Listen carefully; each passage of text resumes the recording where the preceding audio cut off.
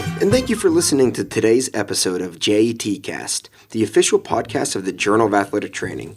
I'm your host, Luke Donovan.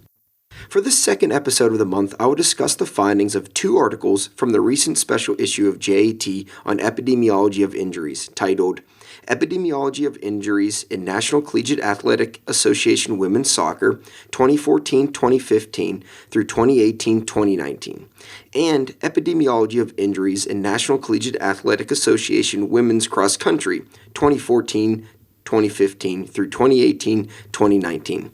Both articles are authored by Dr. Avinash, Chandran, and colleagues from the Daedalus Center for Sports Injury Research and Prevention. As a reminder, the article discussed today can be found on the JAT website, natajournals.org. And please remember that all content from JAT is open access to all readers thanks to the funding from the National Athletic Trainers Association. First step, surveying the scene. As discussed on the first episode of the month, injury surveillance is essential for developing, refining, and implementing injury prevention strategies within sport, whether that is injury prevention programs overseen by the athletic trainer or changes to rules and sporting equipment. The National Collegiate Athletic Association Injury Surveillance Program, also known as the NCAA ISP, has allowed us to identify injury rates across most NCAA men's and women's sports across 5-season increments. In addition, the ISP not only provides injury rates across sports, but also collects data specific to time lost from injury rates across subcomponents of the season, event type, player position, and environmental factors, to name a few. This type of information provides a broad spectrum of what factors athletic trainers can potentially manipulate to reduce the rate of injuries across sports. Today we will provide a brief overview of key findings of the latest 5-year increment, which captures the 2014-2015 through 2018-2019 academic years for NCAA women's soccer and women's cross country. Starting with women's soccer, collegiate women's soccer has continued to gain popularity, as evident by an increase in NCAA teams from 80 in 1981 to 1,041 in 2019. In addition, just over the current study period, participation in NCAA women's soccer has increased by about 1,500 athletes, and now totals a little more than 28,000 student athletes. The previous 5-year span between 2009 and 2014 found women's NCAA soccer to have higher injury rates when compared to other women's sport. Thus, continuing to monitor and track changes to previous values is important. Across the 5-year span, ranging from 2014 to 2019, nearly 4,000 women's soccer injuries from approximately 450,000 athlete exposures were reported to the NCAA ISP. As such, the rate of injury was 8.65 per 1,000 athlete exposures and extrapolates to a national estimate of nearly 90,000 injuries over the study duration.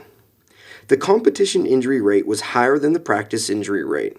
In fact, competition injury rates steadily increased across the study period, whereas practice injury rates remained relatively stable.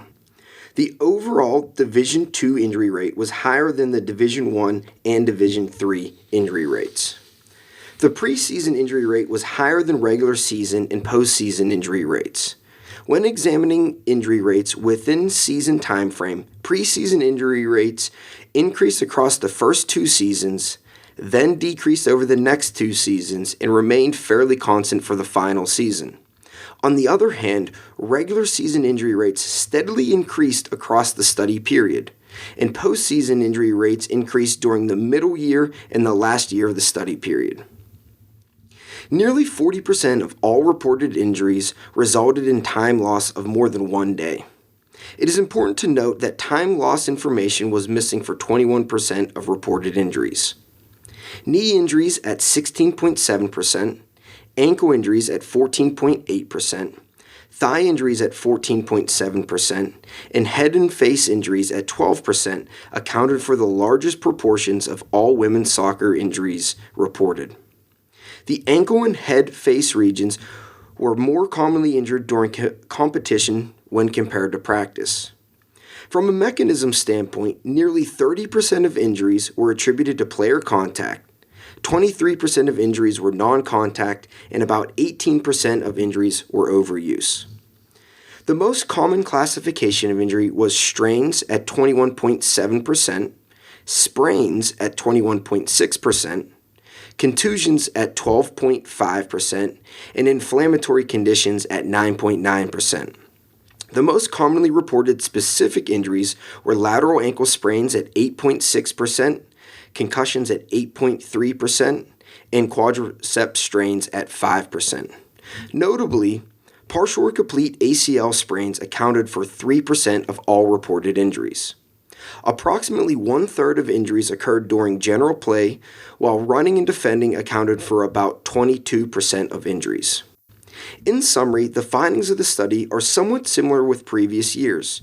However, the increase in lateral ankle sprains and concussions warrants exploration, perhaps a need to increase implementation of primary prevention programs to disrupt the observed increases of those previously mentioned injuries.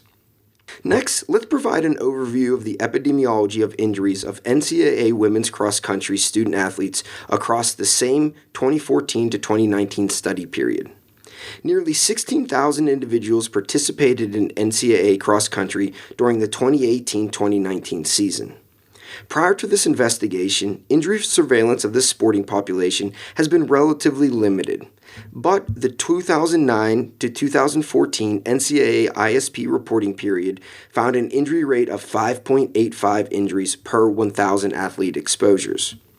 Recently, over 5 academic years, once again spanning from 2014 to 2019, a total of 429 women's cross-country injuries from around 108,000 athlete exposures, or a rate of 3.96 injuries per 1,000 athlete exposures, were reported to the NCAA ISP. The rate equates to a national estimate of about 22,500 injuries over that study period. Division III student athletes had a higher injury rates when compared to individuals competing within Division I and Division II. The injury rate was higher during competition when compared to practice, and higher during preseason when compared to regular and postseason. Nearly 50% of all injuries resulted in time loss greater than 1 day.